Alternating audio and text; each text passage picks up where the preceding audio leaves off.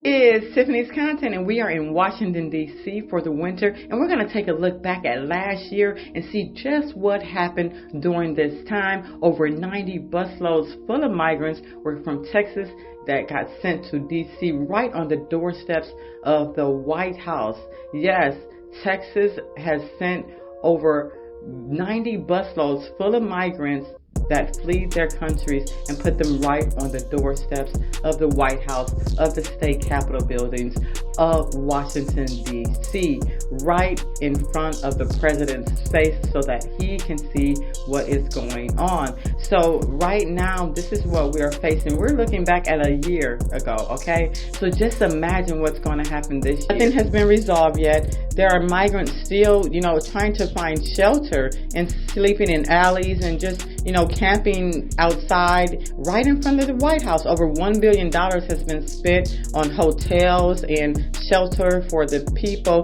And a lot of, they said over like 100,000 people have been taken care of so far, but there are still many that are out there on the street. If you think that this is false information, you just look at your street, look downtown. You're going to see Tent City in your own hometown. This is definitely happening in front of the White House, okay? They see it as well. This is not being anything that's, a hidden secret. On this weather channel, I have to share it because those brutal cold months are coming ahead. And so many people are still outside. They're trying to clean up the area, but they still come back every night and start building tents. It's really going to be a brutal winter in Washington, D.C., right in the hometown of our high government officials. So we definitely want to comment on this video. Keep watching because at the end I'm going to show you a live video from the news channels, and they're going to tell you how cold and brutal it's going to be for the migrants this winter. They are still camping out right in front of the White House and the state capitol buildings. It's real families out there, and they're coming by the busloads on a daily basis, and a lot of them are even moving inland, so you may even see tents inland. I'm seeing tents inland, and I'm not even in this state. I'm telling you, it's happening all over the world, but right now we're focusing on the migrants that's going to be facing that cold winter weather, and they're still out there. A lot of these situations have not been resolved, so it's important for everybody to comment. I'm going to show you a video so you can watch and see for your own eyes what's going on. Again, a lot of people, I'm not sure exactly what the circumstances may be, but some may, have to come against their will. I'm not very sure, or they've had to leave their home because of hardships. So we do take that into consideration,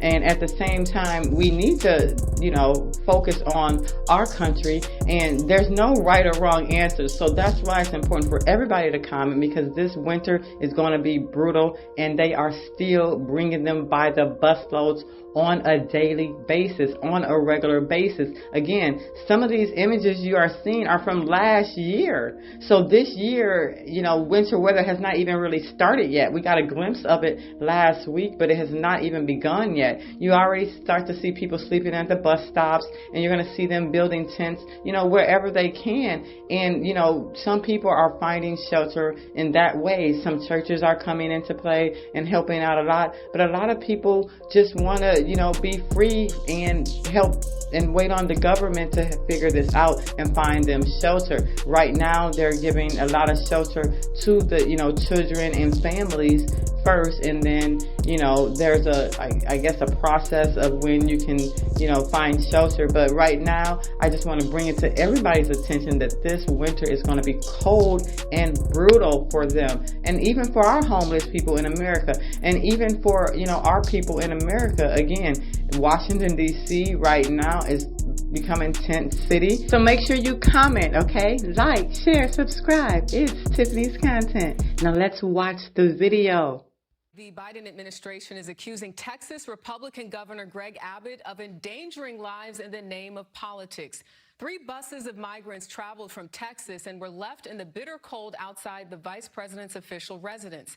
CBS's Caitlin Huey-Burns has more tonight from the White House. More than 100 migrants from Texas, including children, were dropped outside the vice president's residence in sub-freezing temperatures on Christmas Eve. Humanitarian groups gave them blankets, warm clothes, food, and shelter. The governor of Texas is not giving any sort of communication with your group.